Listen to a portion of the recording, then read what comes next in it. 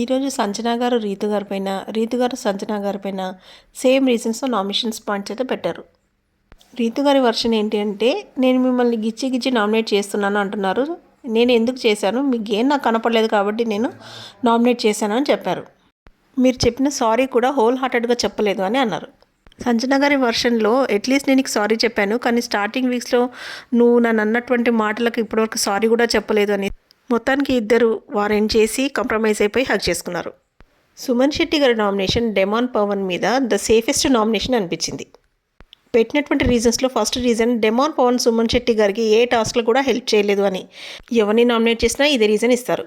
Second reason ఏమిచ్చారు అంటే, demon Pawan Ritu గురించి ఆడుతున్నారు, డెమాన్ పవన్ గురించి స్టాండ్ తీసుకోవట్లేదు అని. ఇది అందరూ చెప్పిన రీజనే. థర్డ్ రీజన్ ఏం చెప్పారు అంటే, డెమాన్ పవన్కి ఇంజురీ అయింది కాబట్టి నువ్వు గేమ్స్ ఇంకా ఎక్కువ ఆడలేవు, ఇది కూడా వర్ది అనిపించలేదు. So let's see Suman Shetty garu ఈ వీక్ ఉంటారా?